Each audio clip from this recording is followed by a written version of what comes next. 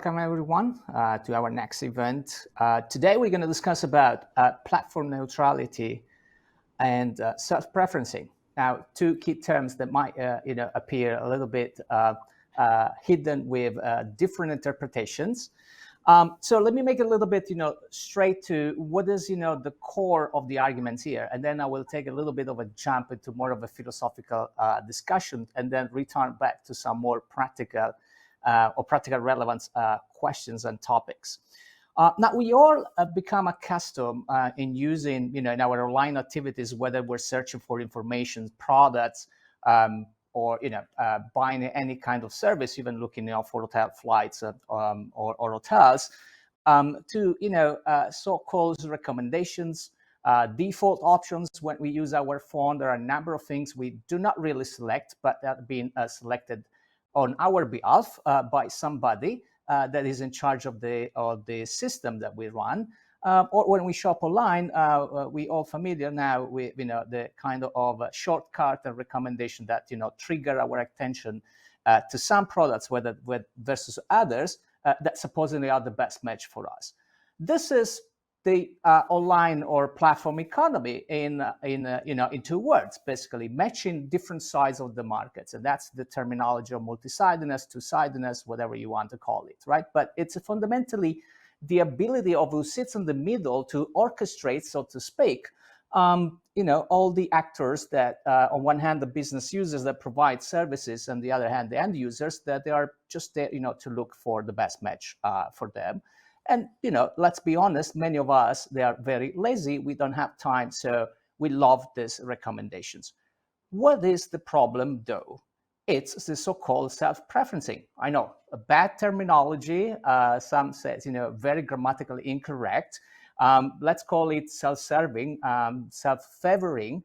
But essentially, it's preferential treatment of, the own services or products that the platform provider might offer on its own platform, marketplace, or infrastructure, vis-a-vis or against, right, the services and products that third parties.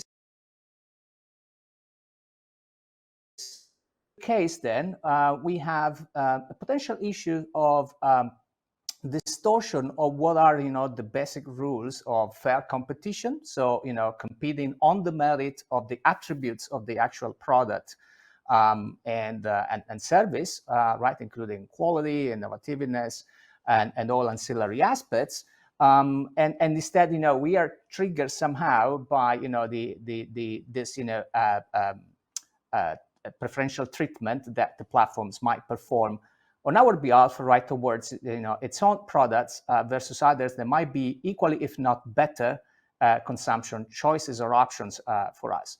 So this is fundamentally the question, right, that we are dealing today.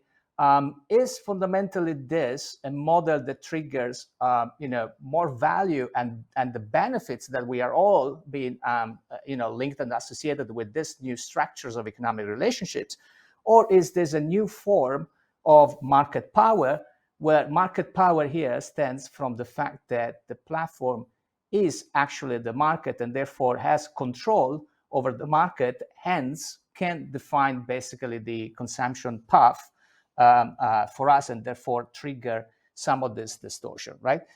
So here there are different, obviously, options when it comes to the course of events in terms of the legislations, right? Some policy that have been advanced, such as in the EU, seems to to take not a structural view of really separating and blocking the possibility for platforms to offer their own products, but introduce, obviously, some restrictions, right, of not doing that against, other third parties' products.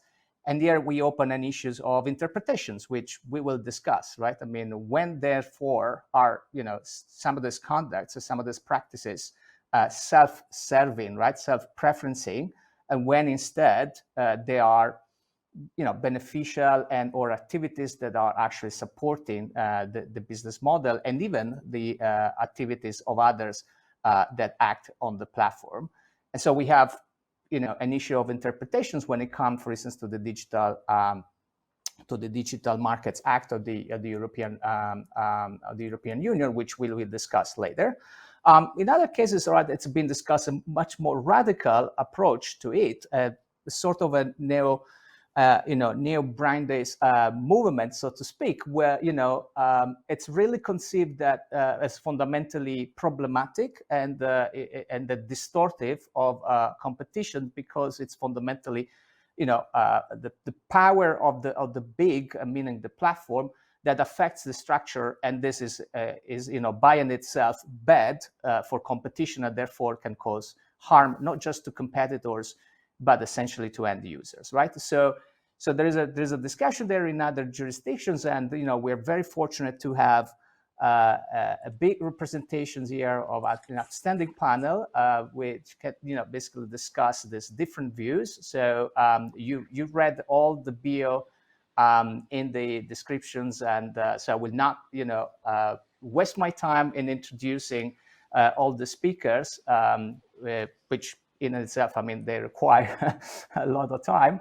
But we have a mix of panel here with some academics. We have chief economists for different agencies that might actually discuss the approach being taken and the view from a different point of view. And we have also representatives for two of the big tech platforms that have been on the spotlight of a potential target of these practices. So we are very happy and interested in understanding and hearing also their views.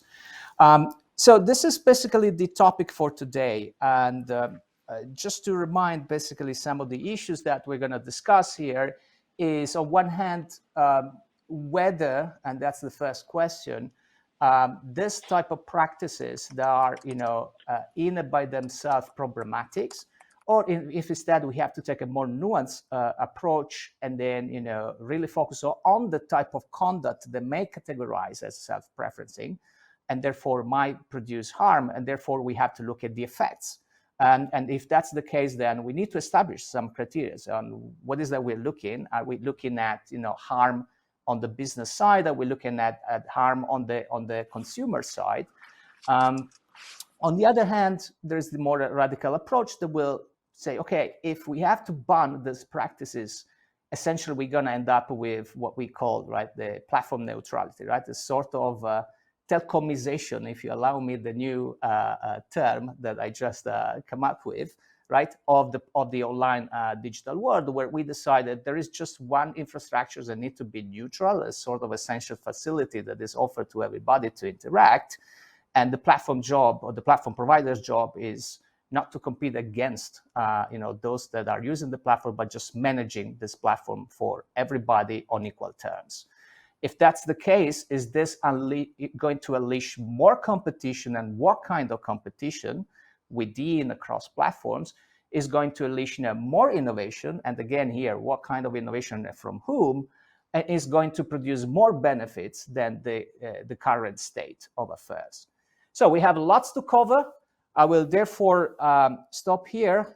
Those were just a brief introductions, from the side of the matters from economic terms, and just give the floor to my colleague Giuseppe, who maybe can speak a little bit more on the legal and competition law side of the matter. Beppe, over to you. Thank you very much. Well, when we look at self-preferencing from the competition law perspective, the main issues are essentially whether it represents a new standalone offense, that is, which are its peculiar feature, the novelty of your arm, and the relationship between antitrust enforcement and regulation. I would say that self-preferencing is the symbol of the current competition policy zeitgeist in digital markets. To ensure a level playing field, several different legislative initiatives undertaken around the world to tame digital gatekeepers include provision targeting different forms of preferencing. These provisions apparently share the common concern. They are essentially based upon the premises of considering this platform as common carriers, therefore subject to a sort of public utility style regulation, and therefore to a neutrality regime. The overall concern is about conflict of interest, biased intermediation, That is, by misusing their position to give a preferential treatment to their own products and services, big techs may entrench their power in core markets and extend into associated markets. So behind self-preferencing would emerge a leveraging strategy both in terms of defensive and offensive leveraging. However, besides these legislative, regulatory, quasi-regulatory initiatives, if we think about the German approach, self-preferencing is also emerging, at least in Europe, as a tier one before cards and antitrust authorities. Just to mention the main cases, besides Google Shopping, there is the Fonda ruling by the Amsterdam Court of Appeal, the Google Aditech decision by the French Competition Authority, the Amazon Logistic decision by the Italian Competition Authority, and the parallel investigation before the European Commission. And finally, we have the Commission ongoing investigation in Amazon Marketplace, Apple App Store, Facebook Marketplace. On this matter, there is also the UK CMA has launched its own investigation, and these three last cases are about a different type of self-preferencing that is concerning the use of third-party, not public available data, which has inspired the ban on so-called Sherlocking. Well, from a competition law angle, the main doubts raised on self-preferencing revolve around its lack of boundaries. Rather than a standalone theory of arms, sometimes it appears a sort of a catch-all category, which include different practice already tackled by antitrust rule, such as tie-in, refusal to deal, margin squeeze, and discrimination. Recently, the General Court upholding the Commission decision in Google Shopping apparently has narrowed down its scope by emphasizing the relevance of the particular context in which the practice occur. And then it seems that the criteria pointed out by the court are extremely fact-specific, I would say double-specific, meaning both Google-specific and search engine-specific. This is consistent with the industrial organization literature, which has displayed mixed evidence on the impact of platform dual role, supporting the insight that intervention should be product and platform specific. However, the approach is apparently at odds with the widened application of self-preferencing as a standalone abuse that instead has been supported by the European Commission and by some national competition authority. Finally, as I mentioned at the very beginning, since in Europe antitrust rules will not be displaced by the DMA, the interpretive uncertainty around the scope of self-preferencing has evident implication. We know that many of the provisions envisaged in the DMA take inspiration from antitrust investigation, and this is also the case of self-preferencing.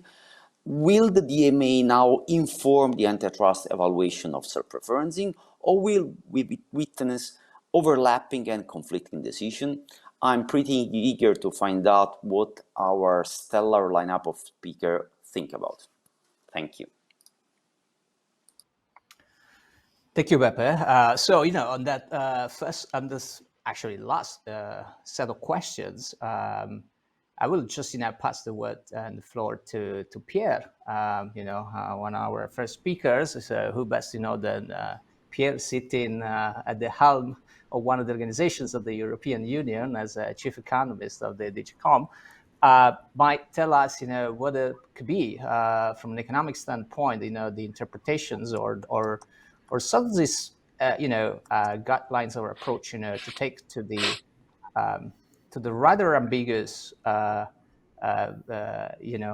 dictate of the DMA article on self-preferencing, which just basically states not more than treating more favorably their own services against the others. But what services are we talking about? Do we have need to do some categories? Do we need to differentiate across platforms, or do we need to have a much more neutral standardized approach to whatever is going to be designated as gatekeeper? Pierre, the floor is yours. Thank you for having me. Let me start by saying that, of course, I won't be able to say much about the ongoing cases. And because of this, I'm going to maybe have even more of a focus on the DMA/regulation approach and the rest of the speakers. My second point is that I don't believe in a concept called platform neutrality. Why? If you think about what this platform neutrality would actually mean, and if you think of a platform as, kind of a center, and then you have kind of links, kind of other things that tag onto this center, it's a platform or it's an ecosystem, true neutrality would have to mean that the economic outcome of this platform is the same whether or not the firm that operates the center is also kind of present in some of the other parts of the ecosystem. And I think such a benchmark makes little sense for two reasons. First is that it's not reachable, and the second is not desirable. It's not reachable. Why? Well, you can try to get close by having, Chinese walls between the platform running part of the company and its other parts that deals with information. But, the people still know they belong to the same company. So maybe you have to say, okay, now if you're head of a product company there, you're going to have compensation that does not depend on the total benefit of the company, but really on your operations. On top of this, there's no way you can ever going to be promoted out of this position into another part of the company. I mean, this is ridiculous. This essentially will never work.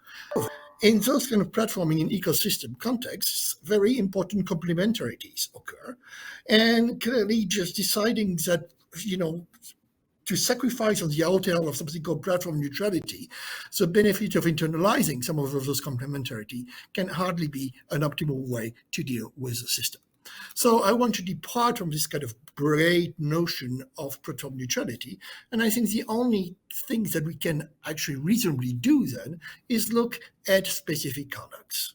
And as we talk about a regulatory approach, clearly the specific conducts can be, and the remedies can be kind of tailored to specific contexts and so on, but there are limits to this. If we talk about ex ante regulation, we have to enforce restrictions that we generally believe to be bad across a number of platforms, and to limit the exposed tailoring of those so that there is ex ante predictability. So how can we do this? What are the prospects for the DMA? I will distinguish between kind of four types of behavior. And the first behavior is the behavior of ranking, giving advice to consumers about what they should buy, who they should deal with. And that seems to me as maybe the easiest of all the conduct.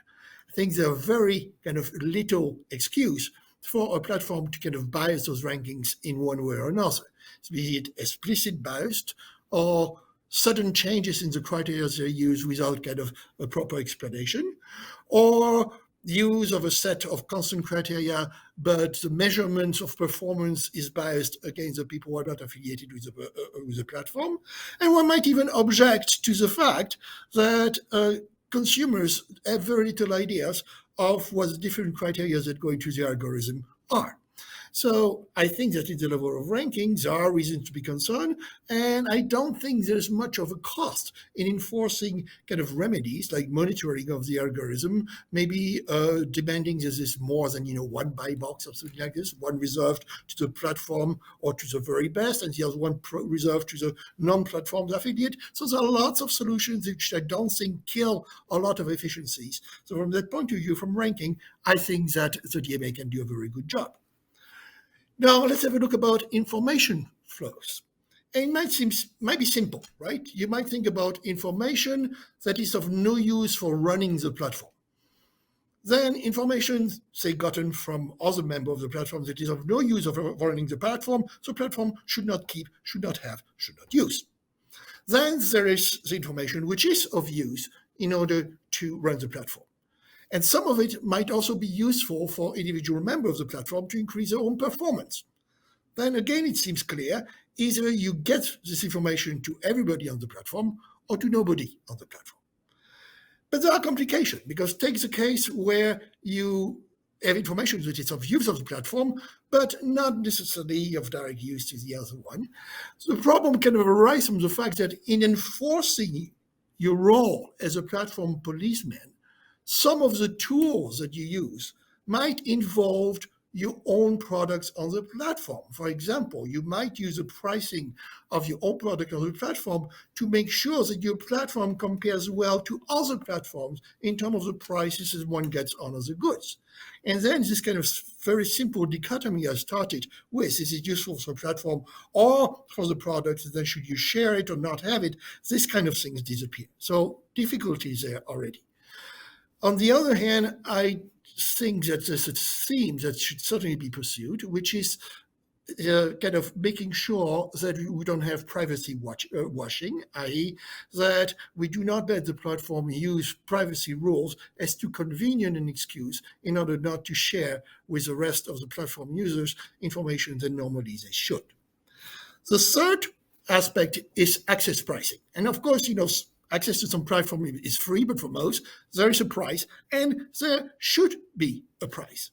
Now, this price also will change depending on the quality of the platform, and might change depending on the use that others make of the platform. So people who are going to be enforcing the DMA, good luck, you're going to have to do a lot of access pricing, maybe a lot of margin squeezes analysis. So that's probably going to take a lot of your time, and frankly, I'd rather have you do it than have my team be involved in this kind of stuff. Finally, there's innovation. And from the point of view, you have to think about innovation of the platform and innovation of platform users, including the affiliated users of the platform. Innovation of the platform, I think, is pretty clear, should be shared with all users in the platform, but not necessarily shared for free. So again, there you're going to do kind of, access pricing computation, enjoy them, they're not necessarily trivial. Okay. Now, what about the innovation by individual users of the platform? There's no reason for them to share them with others, right? So you say, well, keep them. And if your own affiliate has some, keep them as well. But that's actually not quite as easy, right? Because for innovation, you need to access to information, to interfaces, the ability maybe to run experiments. And those kind of abilities, those access to information are obviously going to be biased in favor of affiliated member of the platform as opposed to non-affiliated member of the platform. So how do you deal with this? So those innovation issues are not easy kind of to deal with. And then it's the last thing I say. You could spend too much time kind of looking at all of those things and all those behavior and making sure that you get everything right, and forget that there are also kind of big forces that we should use. These big forces are really competition in the market. Competition in the market can come between ecosystem and smaller firms that are not systems themselves, but also between this bigger system. And we should not neglect this kind of fostering of competition between systems, and especially neglect the importance of having constant scrutiny to avoid some form of market partitioning and collusion between those systems. These, to my view, are kind of much greater order of magnitude kind of effect and topics than the kind of more detailed intervention we talked about. When you think of it, if it's greater inter-system competition and systematic interoperability between those platforms, you can revisit the list of behaviors that I mentioned and issues that I raised, and you would see that a number of those get either resolved or at least partially alleviated. So don't forget the usual competition and interoperability, and I'll stop there. Thank you, Pierre. So if I hear you properly, we can say that competition can actually fix the problem itself, but it's not the type of competition we tend to focus on. So it's not the intra-platform competition, but if we were to have more of a competition across the different systems, operators, or platforms in this case, some of these issues will be basically dealt. Exactly. Let's not be hypnotized by intra-platform competition, and let's remember inter-platform competition. Thank you. You said it brilliantly. I mean, it's a point that I constantly make, in a self-serving, perhaps, approach, given that, much of my research is on platform competition. But, another interesting point that you raise, I believe, from my own perspective, is what I would think, the fourth category, yet another, thing that is dear to my heart, but innovation, right? So, and here you didn't mention this, but you were alluding to it, that actually some of the ways that innovation gets created in the platforms, and I'm speaking about the other parties, right? So, I mean, so business users, is also by getting access to other aspects and tools of the platforms that have to do with the other categories, including rankings, but even what they're basically known as a selective promotions, right?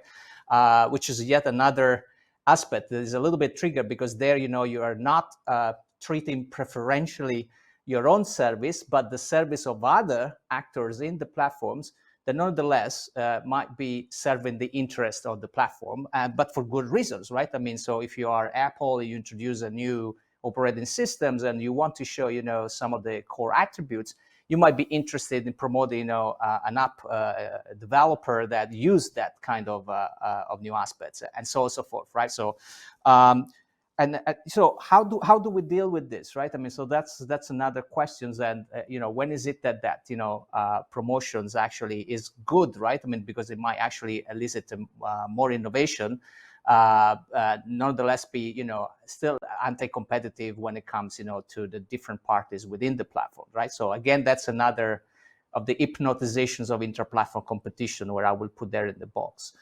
So I will, unless you have, a clear question, clear answer to this, and say we go with cross-platform competition, I will hold that for a moment as a relevant, maybe for the discussion later. While turning to Antonio, maybe. So we've been hearing that we also need to have a more of a case-by-case approach, in a sense, because much of the things are more intricate that we don't really know yet, or at least ex ante, as the DMA might actually presume. So when it comes to the scope, right, of narrowing this down really to the content that is harmful, right? So my question would be, what is that we can learn from past existing ongoing antitrust cases that then we can translate into at least guidelines, right, of conduct, or criteria, even better criteria to delimit, right? I mean, the conduct that therefore bring the law to more of a predictability, if you want. Carmelo, thank you very much for the invitation. I'm very pleased to be here. I will also speak at a personal level, so I will actually try to contribute to the discussion with some general remarks, which are inevitably inspired by real antitrust cases, but any resemblance to actual antitrust cases is probably purely coincidental. So in what I'm going to say. Actually, I'm going to keep my word. I'm going to start very high level. So, and the big picture, which actually does come from what we've recently done at the Italian competition authorities, just the most recent antitrust cases, if you want, against Amazon and Google. And the perspective I would like just to place this discussion is inherently dynamic. So we are talking about intra-platform competition. We're talking about inter-platform competition. What we've been looking at in our antitrust cases is also related to the fact that these ecosystems and the actual ecosystems really expand and grow. And actually, they have and grow and expand in very traditional markets. And in our cases dealt with things such as cars, such as warehousing and delivery trucks, so something very tangible.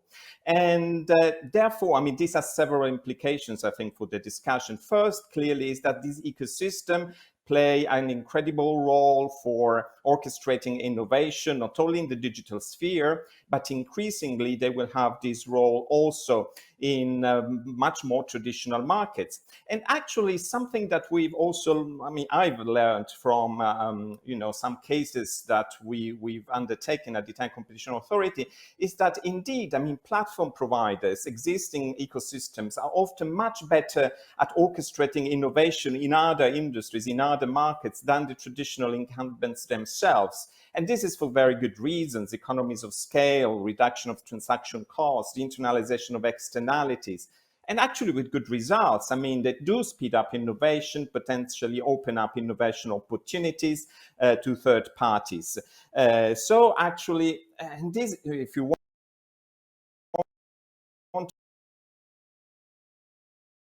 to substitute with alternatives, and they get even much better than industry-led sometimes forms of cooperative, if you want, innovation. So a lot of opportunities there, clearly. At the same time, from what the cases that we've looked at, I do take one conclusion that is, the control exerted over certain ecosystems that certainly provide certain platform providers the ability and incentive to engage in some form of anti-competitive behavior.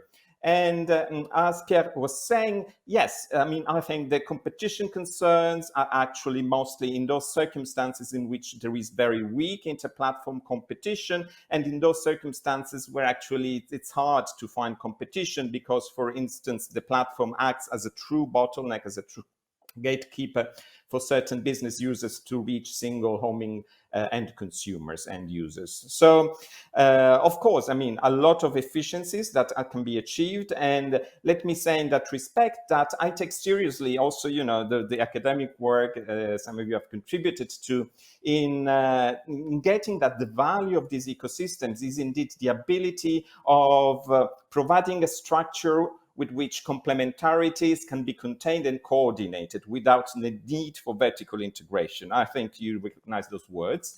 And so I do think that, this applies to production and might also apply to innovation.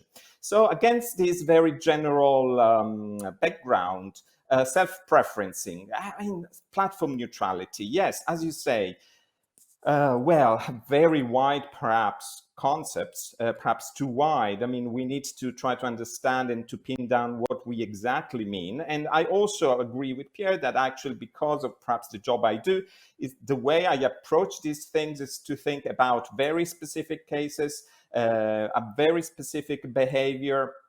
And only in those circumstances, in those cases, I can try to understand whether what we look at is inspired by efficiency or is actually having a potential anti-competitive impact on the market, which, as Beppe was saying, can be just to entrench the market power in certain markets or to extend that market power in neighboring markets. And sometimes what I didn't know and I learned through doing, antitrust cases is that we tend, even the terminology, we tend to think about core services and identify those core services as the first that some ecosystems have developed, and then ancillary services as if they are something we can, they play a minor role. Actually, what we've seen is that sometimes these ancillary services are incredibly valuable also for the platform providers. And in terms of revenue, perhaps they account for as much revenues as the core services themselves. So we're not talking about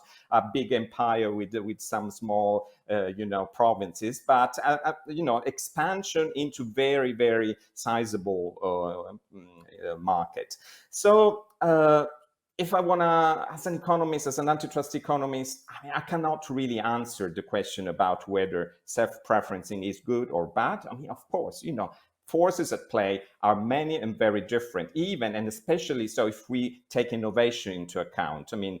Even, standard models of innovation are much more complex, complicated than traditional models of price setting behavior. So the answer to me is to look at cases. And in antitrust, we have a way to look at cases. We have structure, and economists have contributed to provide that structure. And I think that, we can make a good job using that structure and perhaps even developing that structure to deal with behavior of this kind in digital ecosystem. Then we have this drastic innovation, the DMA, which is something which is really changing, if you want, the rules of the game as far as the economic governance of this market is concerned.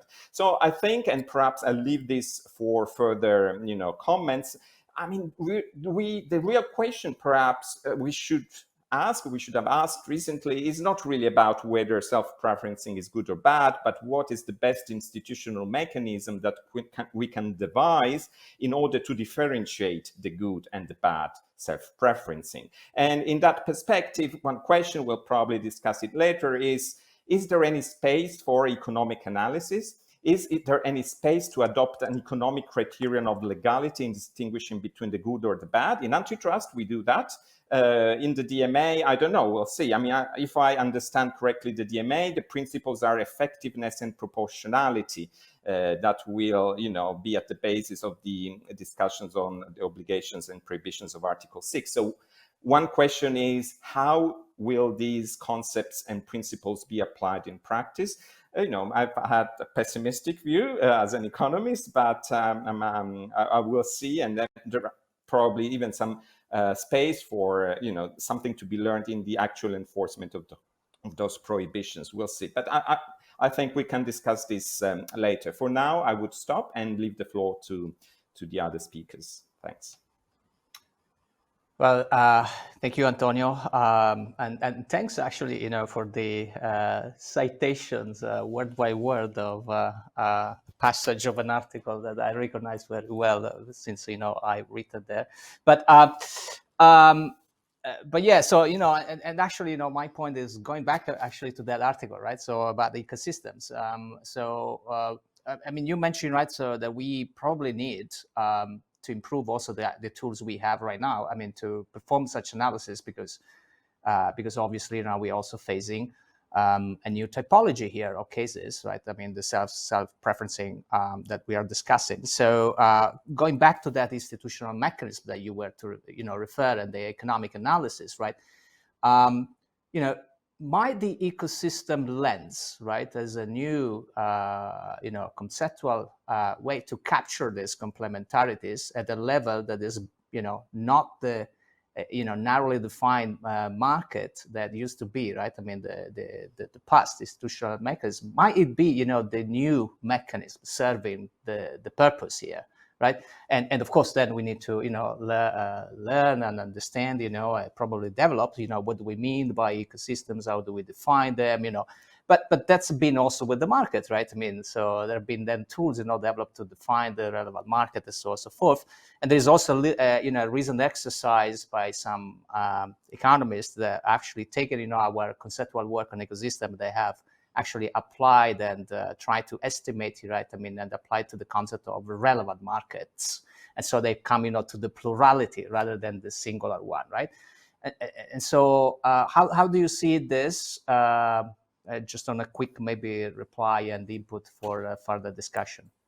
Yes, the quick reply is, I think I find it very interesting. Actually, I'd read that article not because of today. I'd read that article weeks ago because I did find it very interesting. So as long as, new approaches allow us to get a better understanding of competitive constraints, I think they can help a lot. So ultimately, I think what we are interested in is understanding competitive constraints, getting this understanding right. Sometimes, even defining relevant markets can be perhaps can make things more complicated than they are actually in certain circumstances. So, I'm very, very interested in the developments that this approach can have, especially if, and to the extent to it's going to allow us to, first of all, identify what competitive constraints we should take into account. And there, in any case, when we think about incentives and efficiencies of, these complex things that are ecosystems, I think that's very interesting. As an industrial economist in this respect, I think this approach, which comes from, if you want, a different branch of the of academia, is very interesting, and I've read it with great interest. Thank you. So we're moving now to maybe some of the actors here on the other side. So our companies, reps, from some possible targets. How do you feel? Nervous about this, or? Okay, so let's go maybe to Eliana from Meta. How do you see this regulations, and what is the perception, right, from the company? Is this just an attack on the curse of bigness, right? I mean, to name the neo-Brindis movement, or do you actually also see that we need some of this also companies, right? I mean, it might need actually some clarity on what is good, what is fair, what is not that competitive. I give the floor to you, Eliana. Yeah, thank you, Carmelo. Yes, I mean, clarity is always welcome. What I would say is, like, I think that the regulators behind I mean, the DMA, the people behind the DMA and the supporters have made their analysis clear. So we understand where they're coming from, but and we kind of understand what they're trying to achieve with this. That doesn't mean we don't have concerns or that we think it's going to necessarily work. But I'd like to make some clarifications also that I sometimes forgotten. So first, that the issue of self-preferencing is not new in terms.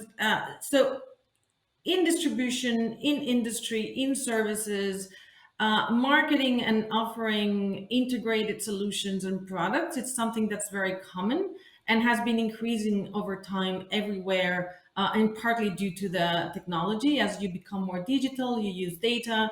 That is a phenomenon that you see. I mean, you had the self-preferencing or the in distribution before in terms of placement, but you in industry see how, for instance, in aviation, you no longer sell engines, you sell engines with all sorts of complementary parts and complementary services. In the financial sector, you see the same. People really only have a bank account. They get a lot more services from their bank that are marketed and offered together. So we're not in front of a new concept. And so the question is, why now are we more nervous about it than we were before? Why do we think we need new tools? And I'll say that, yes, it's true that in pure digital environments, integration is sometimes very efficient. And so you will see it happening potentially more rapidly and moving a bit faster. And I think that is what's generating some anxiety, if you want. But that we have to understand also that integration comes in the digital arena is very tied to innovation as well. So because it's tied to the combination of resources and the combination of information, and particularly data. So you can have, if you put three types of information together, you can have a new service. For instance, if you put traffic information into maps, into calendar, you can have a service that tells you, hey, you should be leaving for your meeting now because there's extra traffic. That's a new service that comes from integration of services. And for that, obviously, you need to, or you have an interest in promoting the use of those services that you think will feed or provide synergies for your complementary services. So in online, you do have that phenomena. And the issue also that I think it's important to understand is that this very innovative expansion, or this expansion through innovation, it's sometimes perceived or often described as leverage. So it's, a platform has a market or has a core service, and then it's perceived, okay, now it's entering another core service and leveraging market dominance from one market to another. And what I would like to call out is that sometimes that's not how it works. That the service that appears on the side is not like an entry, a one-time entry. It's a generative. I mean, it's generative. It's almost like an evolution of your product that ends up creating another product. And I'll put the issue of marketplace on Facebook. Originally. So marketplace is an evolution of a user-generated innovation. So people on Facebook started doing groups to buy and sell things. Facebook noticed that and designed tools to help them do that. And so it formed the buy and sell groups. Eventually, those buy and sell groups became very popular and very active. And by providing more and more tools in terms of how to best list the products, how do you remove the products that have been sold, how do you monitor, how do you provide security, how do you guarantee integrity, how do you provide payments, that eventually becomes a product on its own. In the case of Facebook, that became marketplace. And then it becomes a whole different proposition. It's almost like you take it out of the original basin where it was born, and then you give it another space. That is a very different story than Meta or Facebook deciding, okay, we're going to enter this space now, leveraging everything we built on the other side. And so, but the question is, when does that become a product for which you need to ensure competition or you need to inject competition to? And when does that formally separate and become a whole different proposition that you need to create a market for?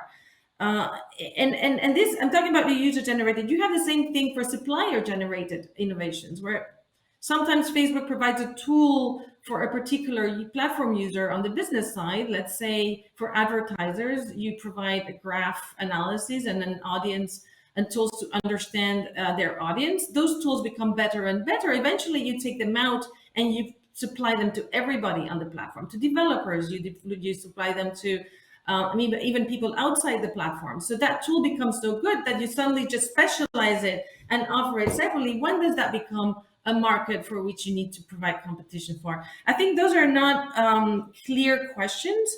And so just this to say that it's an environment where the markets, again, are not well defined, and what is the space where you need to forcefully inject competition to is not well defined at all, and not clear. And so acting on this would have enormous repercussions in terms of how do you evolve your product over time if you're the platform. Now, I like to subscribe to what others have said. All this comes also underlying with this idea that it's competition on the platform that matters rather than inter-platform competition. I think we're in an environment, in a regulatory environment, where competition and inter-platform competition is suppressed and minimized by design. So it's almost like taken off the table as a topic. And what you see is a preference for a kind of standardization at the meta level, and put all the innovation at the edge or on those complementing activities that end up happening on the platform. And so my question here is, again, what is the distinction? Why do you make that distinction so clear that there's some innovation that needs to appear on the edges, and while completely abstracting from the innovation of the platform itself? And I explain how those two are intrinsically related. And then on what basis are we slicing the problem in that way? So I think that's a fundamental question that I think is not sufficiently discussed. And then my last point comes back a little bit to what I said at the beginning. The conducts that are worrisome, why do we think they cannot be tackled with competition policy enforcement? So we think that, I mean, there are conducts that are worrisome in terms of preferential treatment that lead to foreclosure, and a clear disadvantage that impairs your ability to compete. So, but we see, and the sequence of Apple cases show that competition policy seems able to tackle a lot of them effectively. Well, we'll see. Maybe they can't. But it looks like at least that many regulators think the tools are there because they have started those investigations. And so, what is it that we think competition policy cannot do that is worth doing with a blanket ex ante regulation that seems a bit too general and a bit risky, as others have pointed out? And so those, and now I leave for others to express their vision as well.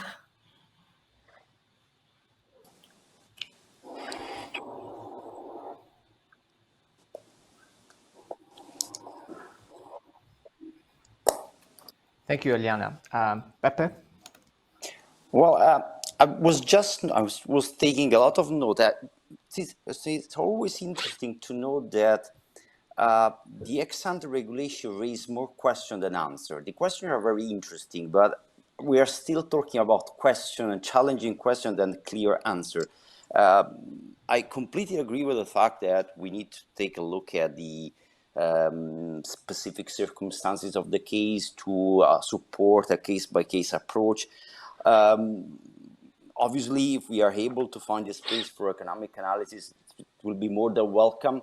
However, this seems to me at least completely at odds with the supposed added value of an ex-ante approach. And this problem is about the clarity, the feasibility of this approach. It is even more relevant when we come to remedy. So this question is, if we want to take a look at the self-preference not as an absolute ban, okay, and probably we all agree about it, then we will try to find a way to implement this supposed self-executing obligation. But when it comes to remedy, I mean that probably we have the same doubts, because implementing a specific remedy according to different business model, different products, different platforms, so on and so forth. Again, I really I do believe that I have to share the wishes of Pierre at the very beginning. Literally, good luck to everyone. And now the floor, I do believe, belongs to Fabienne, at least because his company has the fatherhood of favoring and self-preference. So probably they are more aware about us than us about the limits, the boundaries of self-preference. Please, Fabienne. Thank you, Giuseppe. That is a paternity I do not actually claim, but I'll touch on the issue of remedies in a moment, which you brought up. So let me maybe start by a metaphor that we all hear these days, disparaging self-preferencing. So it's this notion that you cannot be at the same time a referee and a player in a game. Nice soundbite. I mean, maybe nice on a bumper sticker, but not necessarily a very good analogy to what we're discussing here, because the mere observation that a company treats itself differently from others is not, a good basis to draw a line between anti-competitive and pro-competitive conduct. Indeed, companies do not compete by treating each other in the same way. If they do, you might actually get cartel vibes out there. In reality, companies compete by treating their own businesses differently from and actually improving their own businesses relative to those of competitors. It's the lifeblood of competition. And technical integration in particular is a driver of competition and innovation. So none of this is rocket science, but they are sound, sort of fundamental principles, which is why you find them all over the, constant jurisprudence, say, of the Bundesgerichtshof or the Court of Justice in Slovak Telecom recalled, some of those principles. I mean, they are well understood. And even at this level of abstraction, it tells you that self-preferencing is not a good candidate for very rigid, black and white determinations. You need to bring a little bit of nuance to the table, and I'll give you a concrete example. So we all know that when you search on Google search, on occasion sort of maps are relevant to your search, and Google displays maps from Google Maps in the results. So that led to litigation in the UK, brought by rival mapping company StreetMap, and it was a very thoroughly studied case by the High Court of England and Wales, leading to a judgment in 2016 about this, call it product integration, and the judgment is very interesting. So the court found a number of things. Number one, that the inclusion of maps in search results is an indisputable product improvement and was pro-competitive. So those are the words of the court. Number two, on the facts of the case, this actually did not give rise to an appreciable effect of competition in online mapping. So that's on the facts of the case.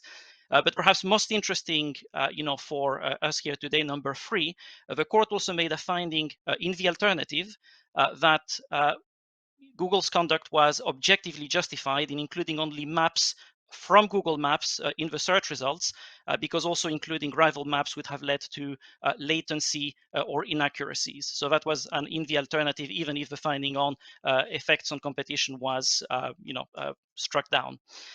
So what does this tell you? This is the sort of very nuanced approach that you can get when you weigh these things up. You obviously would lose that if you were to take a very black and white lens to things. This is not to say, of course, as has been discussed already, that self-preferencing is always and everywhere wonderful. We know that's not the case. We have a margin squeeze jurisprudence. I mean, Pierre invoked that, and we have cases where we've been able to tell these things apart. So, for example, one of the classics, Microsoft's integration of media player in Windows, which you can see under a self-preferencing lens. There were some special circumstances there. So the commission found that there was product degradation involved by doing this integration. So it was an irrational act economically. and Microsoft accepted that there was no technical reason why that integration ought to have been enforced. So there are some special circumstances plus alternative distribution channels in this case were not as effective. That product degradation idea, if you want an even more vintage case, you can go back to the late 1980s with a Decca Navigator case, which was a radio navigation system product. And again, there was a product degradation sort of angle to it. So in essence, you can identify these cases and you can do so in a sort of nuanced framework. But now I come to the issue of remedies, Giuseppe, where I would argue that nuance is also required when you after you've qualified the conduct and when you're trying to design remedies for it. And here I'll take an example of a couple of years ago, which is a Google shopping case, but not the Google shopping case everyone talks about, the European one. I'm going to take you to Turkey, where we had a spiritually similar case in front of a Turkish competition authority. But what's really interesting here is the remedies portion, because so this is about the display of shopping units in Google search results.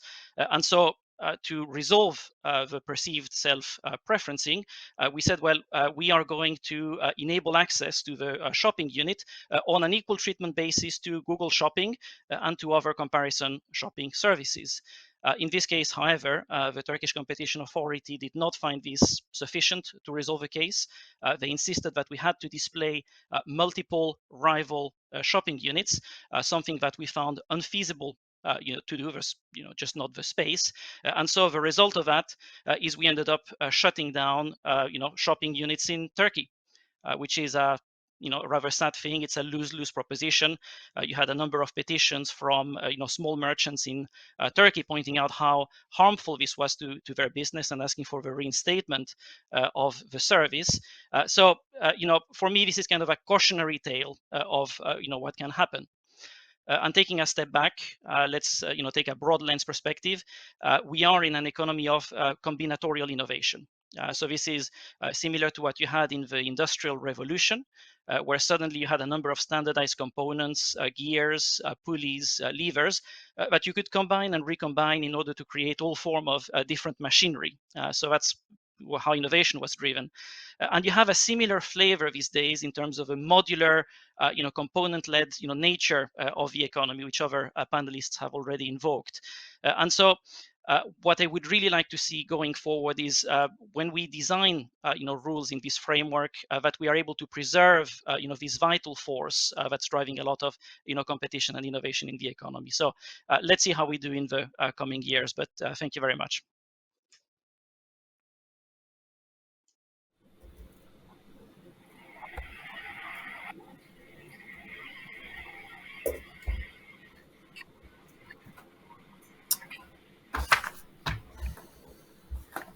Okay, thank you. So Beppe, we go next in line with Jeff.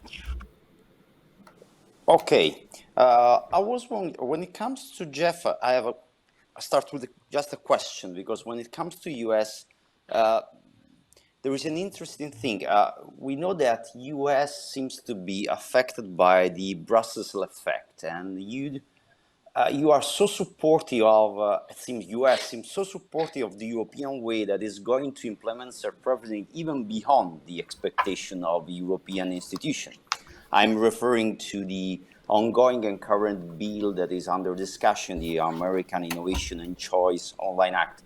So I was wondering if you may provide us a perspective from the US point of view, and how you do believe we should deal with the self-preferencing, favoring, whatever you may call it.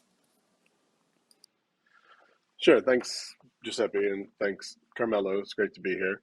I will try to answer that particular question, Pepe, briefly, and then move on to sort of more general remarks. I think the approach taken in ICOA is seriously problematic. It, to my mind, does the opposite of exactly what everyone so far at this roundtable has suggested. to a much greater extent than even the DMA does, which is, as Pierre and others point out, we've yet to see exactly how that will be implemented and what kind of decisions people will have to make in order to enable them to distinguish between different types of conduct and different types of platforms. But that's not really at issue at all, as far as I can tell, in ICOA. It simply effectively turns self-preferencing into per se illegal conduct for certain platforms. Certain platforms, by the way, that are identified on the basis purely of their economic size, not on the basis of actual competitiveness in their markets. And everyone understands this to be just a way of targeting this bill at the specific companies that happen to be politically hated today, and so there's political value to be made, to be had in attacking them, and that's of course the big, the big GAFAM companies. It's a big departure for the United States and the way it typically does antitrust, and luckily there's still a chance that it won't be adopted. So we're yet to see what will happen there. But it's sort of telling, the approach it takes is telling of the direction we've seen a lot of competition policy going in a lot of different places. It just happens to be the most extreme version of it. Maybe that's a good segue into what I want to talk about more broadly, which is I promise that I'm not here as just a hype man for Carmelo, but I'm going to hype the notion of the importance of the ecosystem sort of perspective here. I think precisely what's missing from ICOA, and precisely what's problematic in even the specific cases that we've discussed, the Streetwise case that Fabian mentioned, Google Shopping, Amazon cases, they all lack this ecosystem sort of approach. And I think that's not just a marginal problem, that's an inherent problem for addressing anything that we could put under this rubric of self-preferencing. The fundamental point is that platforms are ecosystems. Platforms create ecosystems, but at the platform level, there's a mix of openness and closedness. A mix, by the way, of openness and closedness that will change over time for various reasons, not necessarily having anything to do with attempting to act anti-competitively. And looking at a narrow aspect or narrow piece of that platform will entirely miss the ways that that piece interacts with the rest of the platform. Let me give an example of what I mean. I think the Apple Epic case is a good example of where this has kind of gone off the rails. Looking at the effects on Epic of specific rules adopted by Apple in its App Store misses the larger picture of the entire. So in this case, I'm sorry, I should back up. Just say, I'm going to look at let's say that the issue is largely about pricing with the App Store, right? I mean, that's Epic is complaining about the fact that Apple imposes this 30% tax on developers, and because this isn't being litigated under the not yet adopted ICOA, but under U.S. antitrust law, you'd actually have to show harm to consumers, and so the assertion is essentially this increase in pricing is passed on to consumers. But that neglects the fact that that increase in price, that 30% price, may finance Apple opening other aspects of its platform or offering for free aspects of its platform to consumers, compared to a circumstance in the absence of this 30% fee in the App Store that may be much worse for consumers. In other words, you have to look at the but-for world, and the but-for world includes all of the elements of the ecosystem, not just the one that is under consideration. And when you take that into account, I think it becomes, at least with the tools that I see that we have, essentially impossible to undertake any kind of a viable self-preferencing action. unless indeed, and it's never happened, but unless indeed you really did try to construct what the real but-for world would look like with respect to the entirety of the platform. But nobody wants to do that, and certainly nobody who is promoting the self-preferencing kind of harm has any interest in looking at that. And yet, I think it has to be done, as I said. Another implication of that I want to mention, and just get this out on the table, and maybe we can talk about it elsewhere, is to acknowledge that self-preferencing harm is inherently a harm that is defined by harm to competitors. And normally we don't think antitrust should be that interested in harm to competitors. We think it should look at harm to consumers, of course. That's not to say that harm to competitors can't be a proxy for that harm. But for reasons I've just been discussing, and for other reasons, I don't think in this case it's a good proxy at all. So in the Google Shopping case, for example, it's conceivable that you could look at the case that was established and say that the European Commission identified harm to certain competitors from Google's conduct with respect to Google Shopping. I don't think you could look at that case and either infer or certainly find that the Commission actually demonstrated harm to consumers as a consequence of that. So what we're really talking about here is does harm to certain competitors constitute a cognizable antitrust problem such that we should shut down that very sort of conduct even without demonstrating that there is actual harm to consumers? And I don't think there's any basis for that. I would love to hear otherwise, but I don't think there's any basis in the literature. I don't think there's any basis in the economic literature or the legal literature or in our own experience, not least because the analysis will inevitably miss the true but-for world, the beneficial conduct that is facilitated by what may be narrowly harmful to a specific competitor or complementer in a certain context. And I'll finish this little bit by making reference to the Streetwise case that Fabian mentioned, and Fabian mentioned that as a productive way of undertaking a sort of self-preferencing analysis. And I don't disagree with him, but I think it actually shows how limited it is. And what I want to say is look at the case he was describing and imagine if the entirety of the defense on Google's behalf were, we earn money by making this kind of self-preferencing. It's important revenue for us, and it facilitates all of the other aspects of our platform. We aren't trying to argue that our results are better. We're not trying to argue that this is important to improving the product quality of that specific product. It's all about revenue for us. Would that possibly have won the case? Of course not. I think, of course not. Would love to talk about that. And yet I think it actually should have. It should be sufficient to say, we earn revenue by doing this so that we don't have to earn revenue by doing something else. And it should be incumbent, if you're going to undertake enforcement in this regard, it should be incumbent on the enforcers to demonstrate that the mechanism by which, preferencing its own maps in search results, the mechanism by which the platform is deciding to close a piece of the platform to self-preference on its behalf in order to earn revenue is less restrictive, I guess, as horrible as that standard is, less restrictive than the alternative that might exist otherwise. Demonstrating that is, I think, both essential and extraordinarily hard, to such an extent that I'm not sure it's really even possible, which suggests to me we should not be looking for more and more ways to bring these sorts of cases. We should be questioning whether they're viable at all in the first place. I have lots more to say, but I'm happy to stop there and try to get some responses from others.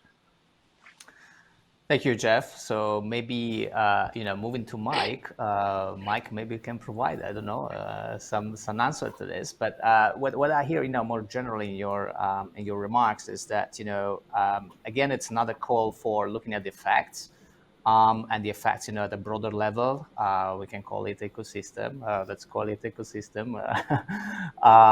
But those effects might actually be, innovation, right? So innovation can be, unlocked for others. Innovation that can be shared, right? So to consumers. And so at the end, that could be, one criteria leading to or helping us understand, when a conduct is just self-serving in terms of just increasing revenues but no other benefits, or whether that conduct can lead to other benefits, and therefore but then we have the big question of the relationship. Okay, but generally we protect competition, not competitors, because we know that then this is going to bring better quality, more innovations, a better price. So, Mike, what is your view also as a member of yet another, I would say, right? I mean, agency that is taking yet a different approach to the European one or the US?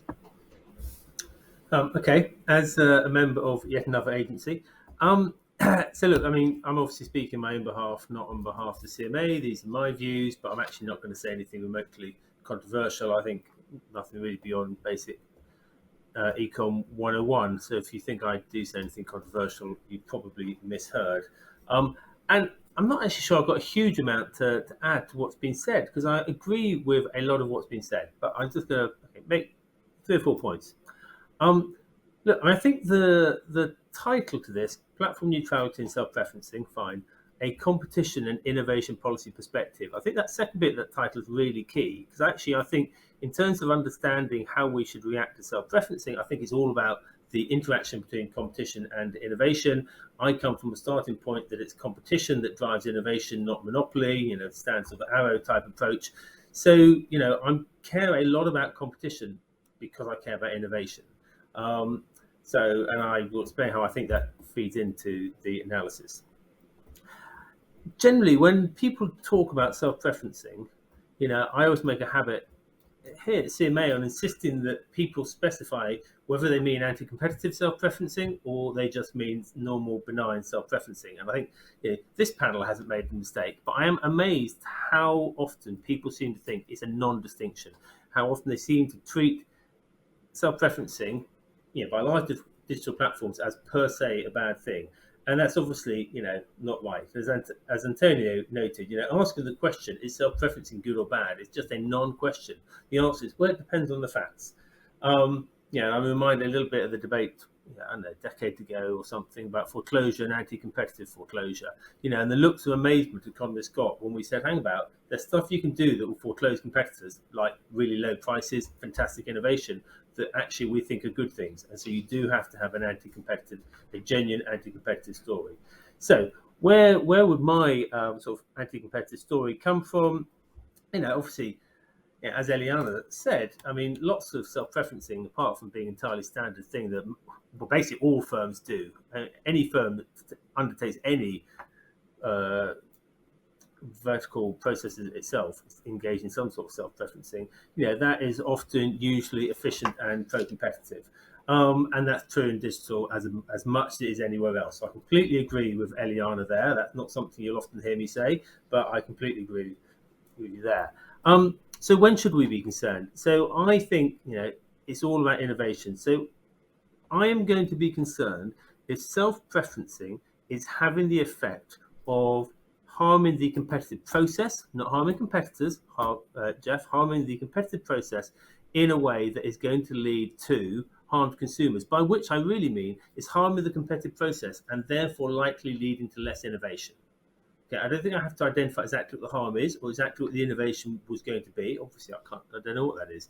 But I do think I need to show why I think competitive process has been damaged in such a way that will damage innovation. So if we take Pierre's example of the non-transparent rankings involving self-preferencing, I agree with Pierre. It's a very easy one to deal with. There doesn't really seem to be any good reason to do it, and to the extent that it harms the competitive process by causing consumers to make decisions that they wouldn't make in a full information world, harms competitive process, it's likely to harm innovation, then it's a bad thing. There doesn't seem to be anything good about it.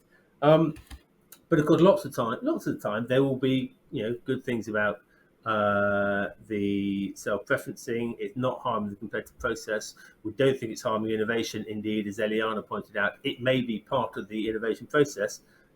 Those sort of things, then we shouldn't be concerned about self-preferencing. Okay, but a couple of things to say about what Jeff said at the end with respect to this. I of course accept that there's a lot of what goes on is is within ecosystems. We're just at the moment getting close to finishing our mobile ecosystems market study, so I completely understand about ecosystems. I don't, however, think that's a get out of jail free card with respect to self-preferencing, because I worry that the ecosystems that we currently have, I worry about their potential to become entrenched ecosystems that people are not able to strongly compete against. And so I still think there is a concern about self-preferencing that has the effect of damaging the ability for other firms outside of the ecosystems to innovate and to potentially become the next ecosystem. And again, I don't think we have to specify exactly what that is, because by definition we can't.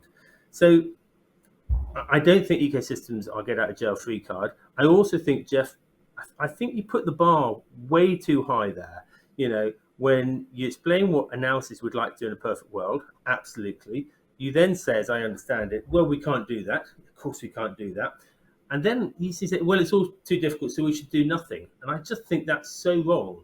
It's like doing nothing is a safe option. Doing nothing is an active choice. It's an active choice, which may well be an active choice to get it exactly wrong, rather than, as an enforcer, to try to get it roughly right.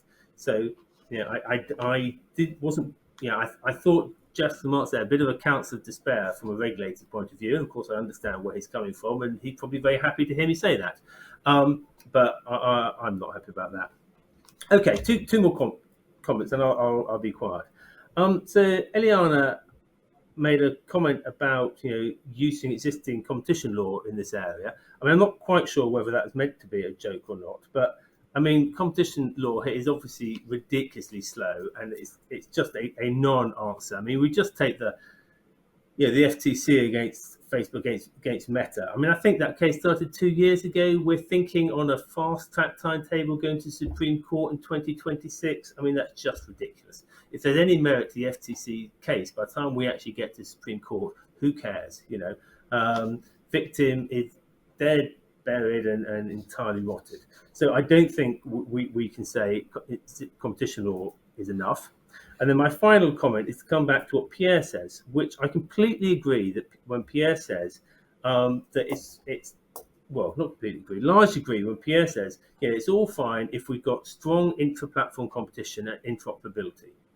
Okay, that I agree. But those are two big requirements that are often not met. Competition between the large digital platforms, I mean, I have a particular perspective here. I don't think it's great. I also don't think that competition between large digital platforms, in some sense, is an excuse to trash competition within the platform. That sounds a little bit like a national champions type argument. It's absolutely fine for us to do lots of bad stuff here because it's going to allow us to compete in this larger arena. And I sort of think, well, if you can't compete fairly in the smaller arena, I don't see why you're going to compete fairly in the larger arena. And then again, so two conditions: competition between platforms and interoperability. Okay, I agree, interoperability, that's a minimum requirement, but look, we don't have it. We don't have it in lots of places, and it's all very well to say we just need to price it, but I mean, FRAND, is that possibly the emptiest concept in competition policy? So I think what Pierre says is in theory largely correct, but I don't think it's practically implementable, and I'll be quiet at that point. Thank you very much. Thank you, Mike. I think you brought a couple of points that open actually our discussion. So probably go back to Pierre. If you want to pick on this, I'm not quite sure that Pierre was mentioning exactly that, but Pierre, you are entitled here to answer. I think there is misunderstanding. I never said that the current level of competition between platforms was sufficient. I'm not even saying that I expect it to be sufficient in the near future. I'm saying that if we focus too much on intra-platform and don't pay attention, for example, on potential collusion between platform, we might be looking at the wrong place in terms of the magnitude of the effects. Okay. Then I'm also was not looking for this as an excuse for smashing people with the system. My view was quite different. My view was that if you have sufficient competition between the platform, then you would not be able to smash people within the system, because those people would have alternative, especially in the presence of interoperability. So I don't. So what I meant was rather different. Thank you. So on the point, I mean, more on, maybe going back, to Antonio's point on the economic analysis, is there scope for this? I think the answer obviously might be yes, but if we hear also some of the points that Mike was making, right? I mean, yeah, but then it must be in a way that provides some clarity ex ante, right? So in a way that is complementary to the ex ante law. Otherwise, we're going back to the normal times where we need to do case by case analysis, which is fine. But it should be when we don't really know, right? And therefore we should we need basically further analysis. But there should be a criterion to understand when a case basically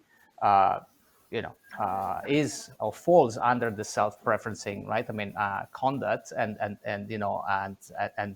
what that criterion should be, because I don't think that there is convergency at the moment, right? I mean, so Mike has, for instance, a preference for innovation, which I very subscribe to.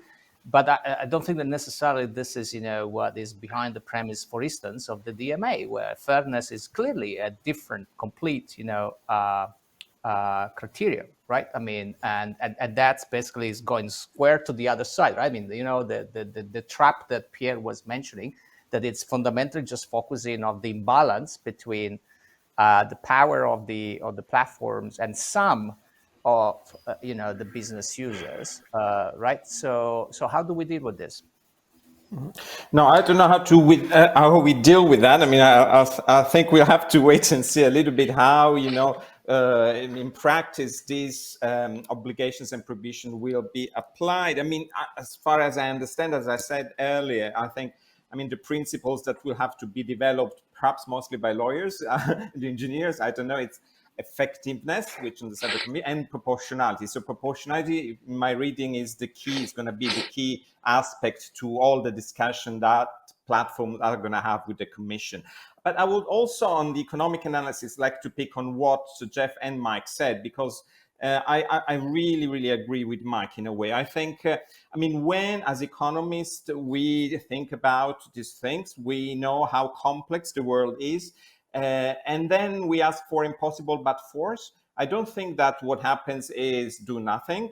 What happens is that, economics disappears. So I think we need to ask the questions, but these questions cannot be questions that are impossible to answer, with the outcome being then we do nothing. Because then if we do not know, we don't know what's the balance between the risks and costs of over enforcing or under enforcing, etc. Perhaps, and this goes to something I've always thought about, all these drastic institutions, this DMA, we should think about, as economists working in competition, what we should do in order to improve actually what we do. And I don't think that the answer is, yes, let's set the bar higher and higher and higher up to a point where the only answer is, well, we don't know. We need to find a way to make economic analysis useful, effective, because otherwise the counterfactual is no economic analysis, and that worries me more.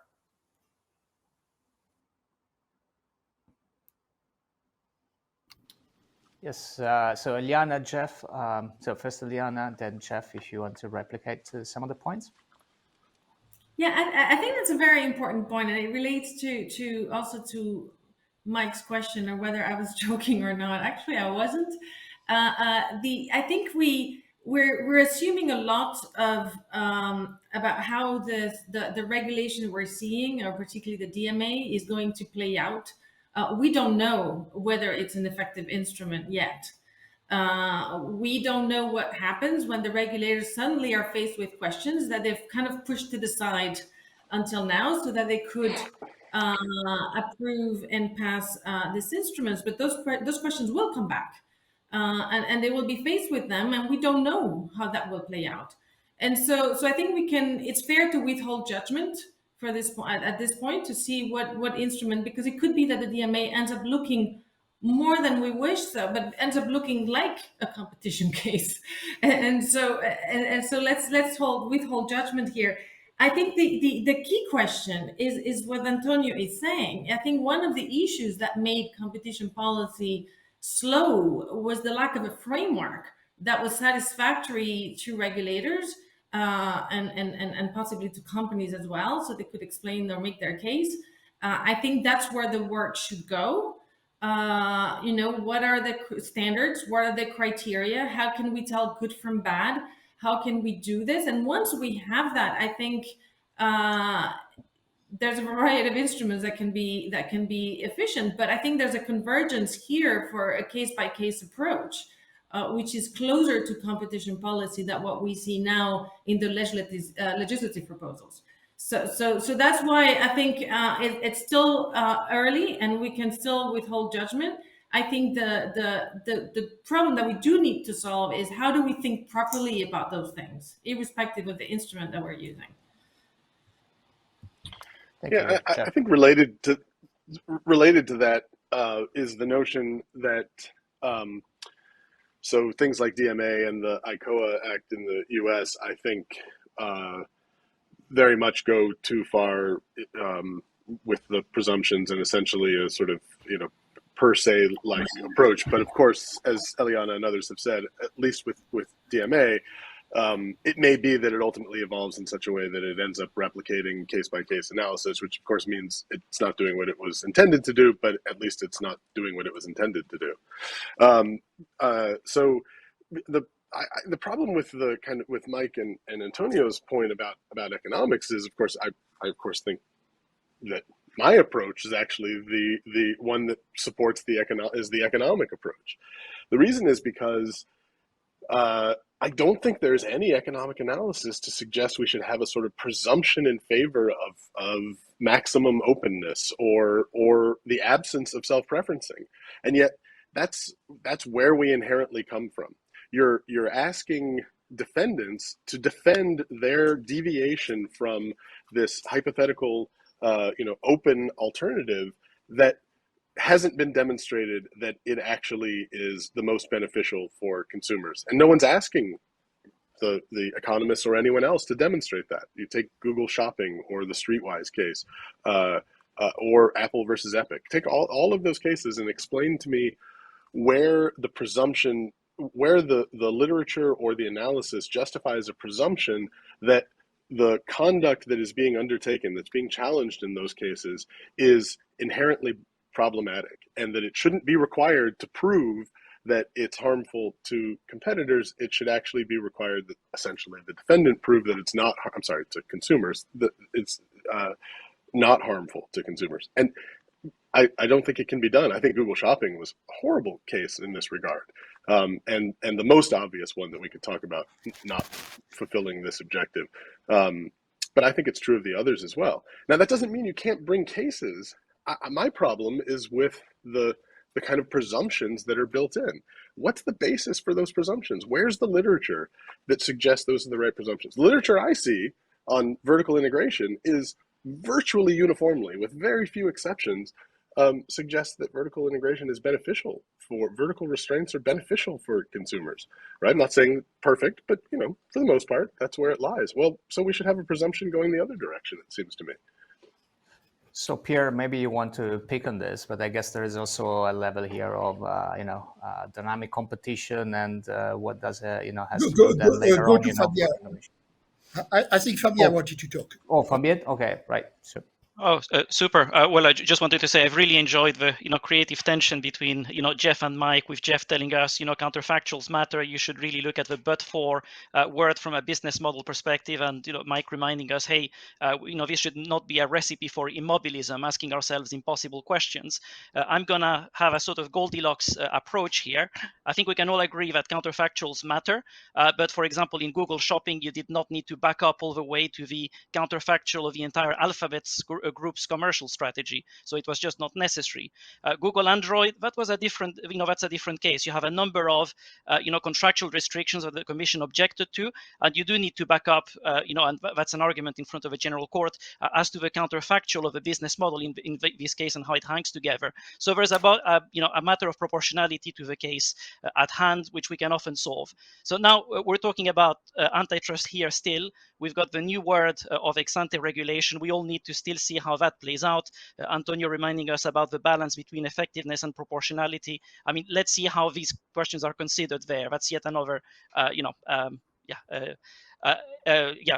battleground, call it. Pierre, sorry if I stole your mic.